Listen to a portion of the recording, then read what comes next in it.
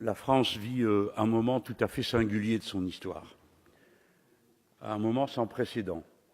Il n'existe pas de situation comparable à ce cumul d'une exaspération sociale et d'une exaspération devant l'impuissance de la démocratie à prendre en compte les aspirations populaires comme celui que nous sommes en train de vivre.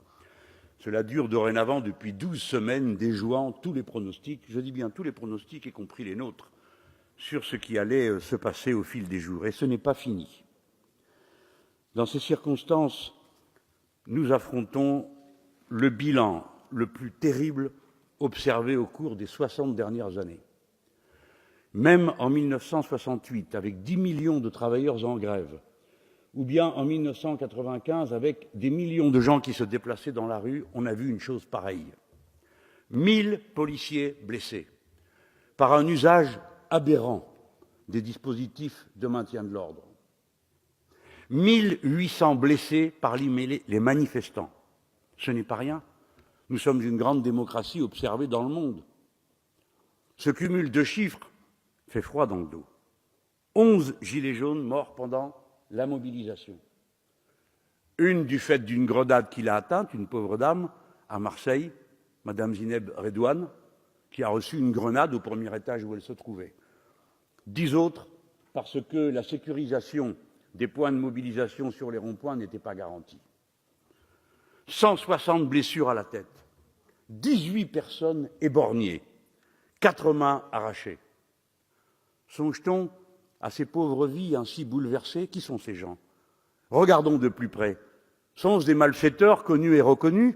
Des agresseurs, des pilleurs, des saccageurs? Non, jamais. Il n'existe pas un seul cas où on peut dire cette personne s'est exposée elle-même. Ce sont toujours des gens ou qui étaient là, ou qui regardaient, ou qui n'ont pas eu la prudence de courir assez vite parce qu'ils se croyaient spectateurs, etc.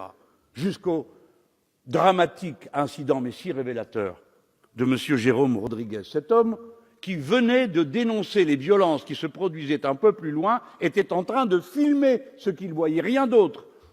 Il était borgné. Dans le même temps, il faut donc qu'il y ait un responsable.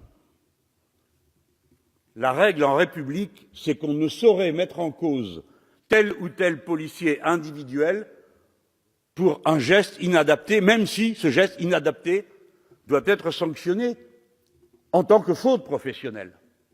Mais il ne peut pas être question qu'on les rende responsables de cette situation. C'est à la politique d'assumer.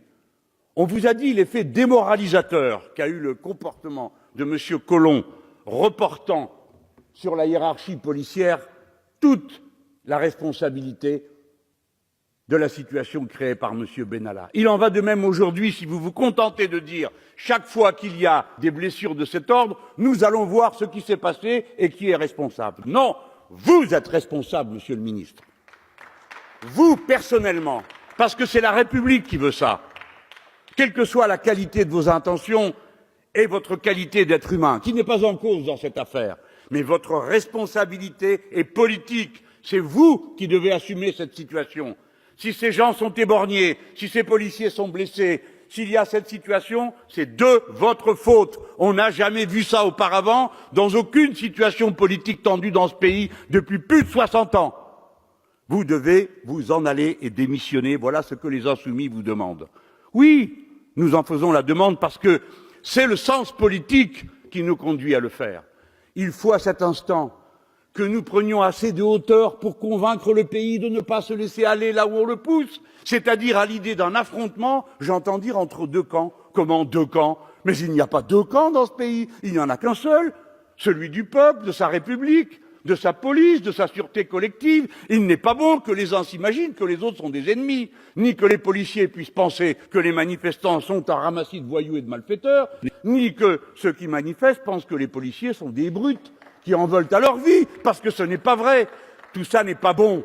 Il faut se donner de la hauteur. Nous voulons l'interdiction des armes qui mutilent. Vous n'avez pas de raison de dire nous allons épuiser les stocks. Cela est dangereux, Monsieur le ministre. Et c'est lié aux circonstances. Personne ne peut reprocher à un homme qui s'est senti harcelé la journée entière de poser un acte déplacé. Nous comprenons ces choses-là. C'est pourquoi nous interdisons en France que tout le monde soit armé. Non pas parce que nous pensons que les Français sont trop turés séance tenante, mais parce qu'il faut que dans les circonstances où ces armes viennent aux mains, elles n'y soient pas. Et de même pour les armes de répression. Nous voulons l'interdiction des armes qui mutilent, LBD et grenades explosives. Nous voulons la fin de l'utilisation d'unités dont ce n'est pas le métier que le maintien de l'ordre.